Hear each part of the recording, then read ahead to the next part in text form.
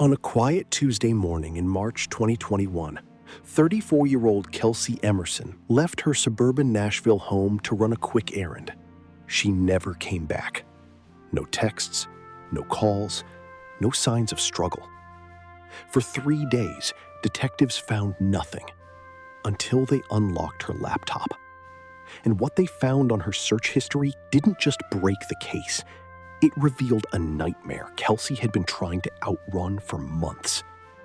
Her last search, made at 11:03 p.m. the night before she vanished, was 3 words.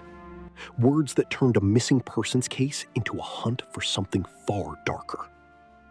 This is the disappearance of Kelsey Emerson. Kelsey was not a woman who disappeared easily. A senior financial analyst at a regional bank, she was described by colleagues as meticulous, early rising, and loyal. Friends called her cautious, the type who shared her location on every girls' trip and texted when she arrived home. She lived alone in a tidy 1-bedroom apartment in Brentwood, Tennessee, with her rescue cat, Milo. No criminal record, no history of substance abuse, no mental health struggles. Her mother, Diane, spoke to her every night at 9 p.m. On March 16th, that call never happened. The morning of March 16th started routinely. Security footage from her apartment building shows Kelsey leaving at 7:48 a.m., carrying her work bag and a reusable coffee cup. She waves at a neighbor. She gets into her gray Honda Civic. At 8:05 a.m., she arrives at the SunTrust Bank branch on Cool Springs Boulevard. She works a full day. Colleagues say she seemed a little quiet, but not unusual. At 5:12 p.m., she clocks out. She stops at a Kroger grocery store, buying salad, sparkling water, and cat food. At 6 p.m., her phone pings a tower near her home. Then, at 9 p.m., Diane calls. No answer. She calls again at 9:15. Nothing. By 10 p.m., Diane drives to Kelsey's apartment. The door is locked. The car is in the parking lot. Through a window, she sees Milo meowing at the glass. Food bowl, empty. Diane calls 911. Detective Laura Moretti from the Brentwood Police Department took the case. The apartment showed no forced entry, no blood, no missing clothes or luggage. Kelsey's wallet, keys, and phone were inside on the kitchen counter. Her laptop sat on the coffee table, still open. But the phone was dead. Its last charge registered at 8:47 p.m. That meant for 13 minutes after her mother's first call, the phone was still alive. Then, nothing. Detective Moretti requested cell tower data and began interviews. Neighbors heard nothing. Work colleagues had no concerns. Then a junior investigator suggested checking the laptop's browser history. It seemed routine, until it wasn't.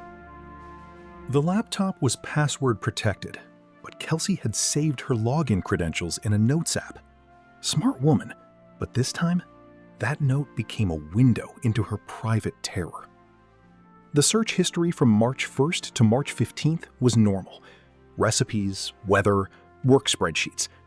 But March 15th, 11:03 p.m., the night before she vanished, held a single query. 3 words. How to know if someone is tracking your car. Detective Moretti paused. She scrolled further back. February 24th. Can airtags work without you knowing? February 18th. Removing GPS from personal vehicle cost. February 2nd. Signs my ex is following me. Kelsey wasn't running errands on March 16th. Kelsey was running from someone. And whoever that someone was, they may have already known where she was going. That someone had a name. Derek Vaughn. Kelsey and Derek had broken up 7 months earlier. He was 37, a former military mechanic turned private security contractor. According to friends, Derek couldn't accept the end. He sent texts, dozens, then hundreds. Kelsey blocked him. He made new numbers. She filed a police report for harassment in January. No charges stuck. He was charming in interviews, said one officer. But Detective Moretti dug deeper. Derek had purchased 3 Apple AirTags in February. He claimed they were for his luggage. But when police obtained a warrant for his truck, they found 1 AirTag missing from its packaging. And in Kelsey's car, they found nothing. Because the car had been detailed the morning she disappeared, paid in cash. Who would clean a missing woman's car? A killer? Or someone erasing evidence? On March 19th, a state trooper found Kelsey's phone, not at her home, but 10 miles south in a storm drain off Interstate 65. The SIM card was removed, but forensic recovery pulled a single voicemail saved from February 28. A male voice. Quiet. Controlled. You think leaving me will save you? I will always find you, Kelsey. Always. Voice analysis matched Derek Vaughn.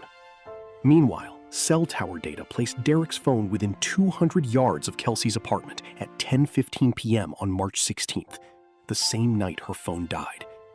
He claimed he was driving home from a job site. No evidence of that job site existed.